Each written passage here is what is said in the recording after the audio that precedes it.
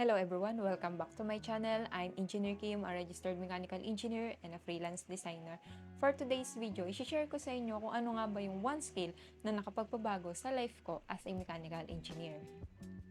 Before I learned this one skill, I was just another mechanical engineer trying to find my place in the industry. I had the basics, I knew the theories, but I still lacked the confidence to stand out. Honestly, nakaka-frustrate, nakaka-down syempre. Graduate ka na ng college and then napasa mo na yung board exam but still, di mo pa rin alam sa sarili mo kung ano talaga yung right path na gusto mo, kung anong industry talaga yung gusto mong pasukin. Sobrang lawak ng mechanical engineering. Talagang mahirapan kang pumili. Although marami talagang jobs na pwede mong pasukan. Yun nga lang is, saang area ka mag-excel. Yun ang pinakamahirap na part as a mechanical engineer. It took a lot of patience, late nights, endless studying, and trial and errors just to understand and apply what I was learning. But mastering this one skill changed everything. Okay, so ano nga ba yung one skill na to na nakapagpabago ng life ko as a mechanical engineer?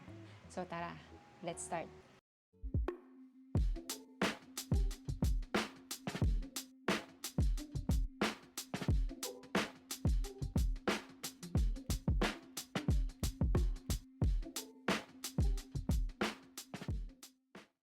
If there's one skill that changed my life as a mechanical engineer, and it's design.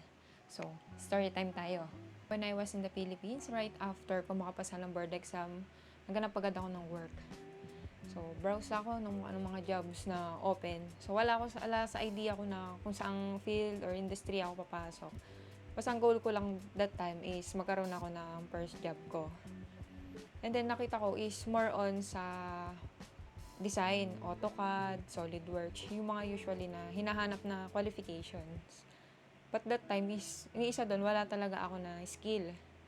Then, honestly, ayoko talaga nag-aaral ng mga ganong software kasi sobrang matrabaho, kailangan mo talaga ng mahabang pasensya, determination, lahat. Sobrang time-consuming, ang dami mong aaralin, kailangan updated ka sa mga latest trends. So, sobrang hirap para sa akin. So, that time, puro mga negative side kasi yung nakikita ko. So, gusto ko lang is mag-work ako. Pero ayoko mag-aral ng mga ganong software. And then, dumating yung time na I got my first job sa isang manufacturing industry. And then, nandun ako sa engineering department, maintenance. In charge ako sa monitoring ng mga machine parts. And then, habang tumatagal, lumawak yung scope of work ko. And then, napunta na nga ako sa design. Okay, so, kahit pala saan ka mapunta na industry, is kailangan mo talaga yung may skill ka sa CAD software, especially sa AutoCAD. Yun yung pinaka-basic kasi na aaralin mo na software is AutoCAD. So, that time, medyo nagkakaroon ako ng interest na aralin. Kasi, nakikita ko na yung working principle ng machine and nakaka-excite pala and as well as nakaka-challenge na mag-upgrade ka ng isang machine. And then, ang kagandahan, ikaw yung magde-design. And that time, feel mo na talaga na engineer ka. Kasi part ka na ng project team, isa ka na sa nag-upgrade ng mga machines, nako-consider na lahat ng mga ideas mo sa design, di ba? Sobrang nakakatawa talaga kasi unti-unti mo lang na-apply yung kung ano yung napag-aralan mo nung college ka.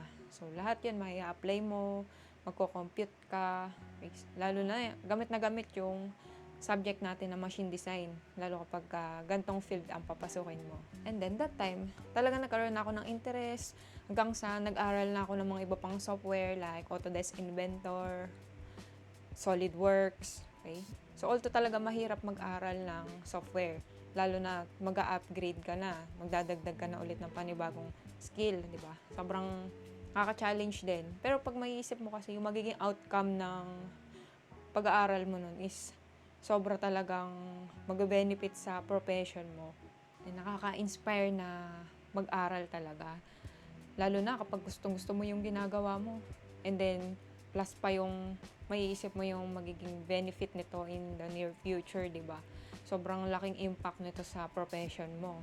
And then, after ko mag-build ng skills ko sa mga CAD software, nag-try na ako mag-apply as a freelancer. Dami kong pinasama mga job sites, Upwork, Fiverr, Remote.com. sa LinkedIn, and then nagbabrowse din ako sa mga groups sa Facebook. So, at isang nakatulong din sa akin is yung pag-vlog ko. Then, naipopost ko lahat ng mga projects ko, kahit mga practice projects lang yan, mga drawings. So, isa din yun sa way kung bakit napunta ako sa ganitong industry. So, yun ang isa ko rin tip sa inyo is i-maximize nyo yung mga social media platforms natin. Kasi yun na yung pinaka way of communication ngayon eh. So, nag-post lang ako sa lahat ng mga accounts ko. And then, one day, may nag-email sa akin. So, tinry ko lang siya. Tinry ko lang na ma-interview ako as a freelance mechanical design engineer.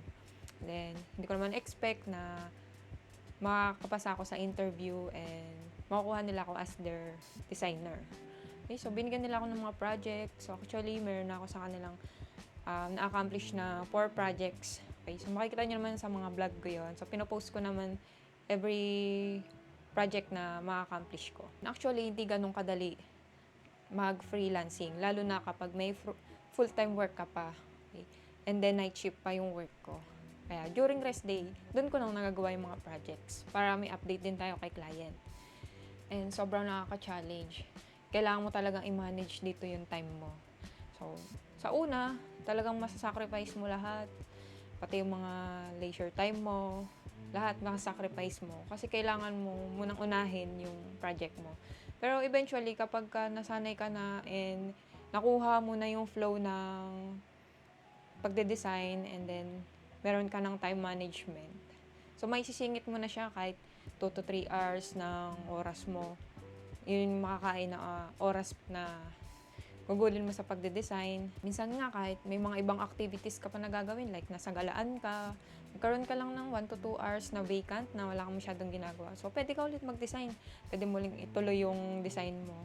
Okay, so, totoo naman yung nakikita nyo sa social media na marami ka talagang time sa sarili mo kapag na-master mo na yung pagde-design. And about naman sa salary, okay, so depende to kung gaano ka nakatagal sa freelancing. Okay, so kung gaano nakatagal yung experience mo na mag-handle ng client, kasi the more na marami kang projects na hinawakan, dun mag-increase yung salary mo. So kung magkano yung rate mo, okay, depende if daily rate ka, hourly rate, or sa contract, kung depende kung ano yung mapag-usapan nyo ni client. Pero to be honest is sa una talaga hindi ganun kalaki ang magiging rate mo kasi syempre nagsisimula ka pa lang. Pero pag nag-gain ka na ng experience, ng knowledge, ng skills, so doon na tataas yung rate mo kasi syempre magde-demand ka na din kay client. So based na lang din sa mga sa portfolio mo kung ano yung mga na-accomplish mo na ng mga projects. So, usually, sa mga ibang engineers, is mas prefer na nila ngayon is mag-work from home after nila mag-gain na experience sa field.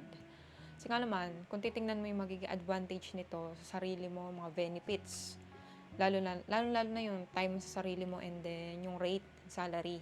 Kaya almost times 2, times 3. So, para ka na naman nag-work in abroad. Kasi nga, ang payment dito is dollars na. Kaya if i-convert mo talaga sa Philippine peso, ay sobrang taas talaga. Kaya magta times 3, times 2 talaga ng sinasahod mo sa private company. Yung magiging sahod mo sa work from home. Lalo kapag sobrang tagal mo na sa field na to. Kaya totoo naman yung may mga sumasahod talaga ng 6 digits. Pero hindi ganun kadali maka-gain ng ganong salary. Kasi nga, kailangan mo mag-build pa ng maraming knowledge, skills, lalo na yung experience. So, kahit saang industry naman, the more na maraming experience, marami kang knowledge, skills, dun mas nabavalue yung pagiging isang engineer mo. Dun tataas ang rate mo, lahat.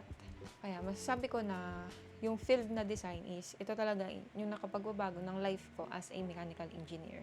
So, sa lahat, ang dami kong nasubukan na field, industry. So, dito pa sa wala man ako interest before, pero ngayon, ito na yung pinaka gusto ko na ginagawa. Diba? So, baka that time is, tina-challenge lang talaga tayo kung saan talaga natin gusto. Sa field kasi ng design is, talaga ma-feel mo na engineer ka na. Kasi dito, pumapasok na lahat ng mga theories, mga basics na pag-aralan mo during your college days. Lahat yan may apply mo. So, depende na lang kung saan field ka. Kung gusto mo sa HVAC or gusto mo sa machine design. Okay. So, depende sa'yo kung saan field. Pero, isa lang naman ang industry nun, yung design. Okay. Diba? So, ito talaga yung nagpabago ng life ko. And now, I'm working with international clients from the US and Australia. And meron pang new client is from the Philippines. So, hindi pa kami masyado nagkakaroon ng discussion. So, nag-message lang siya sa akin last time, pero hindi pa kami nakakapag-deal. Wala pa kaming discussion. So, to all mechanical engineers na gusto din mag-work from home, yes, it's possible. But, here's the truth. It's not just about having a degree, having multiple certifications or license, but you need to build real skills, especially sa CAD software. Okay, so aside from that, syempre, dapat i-improve nyo rin yung communication skills nyo. Kasi online work is not just about technical skills, but also you need to deal different clients with different nationalities. Okay, so presenting your designs and project proposals clearly. Be patient, keep building your portfolio, and show up online. Tulad din ng iba, nag-start din ako from zero knowledge, and then nagtyaga lang ako na mag-aral. Okay. And now, I'm working with different international clients from the US and Australia. And hopefully is makadagdag din another clients ko is from the Philippines. Okay. Keep learning and stay consistent. Hopefully, may natutunan kayo for today's video. Once again, I'm Engineer Kim.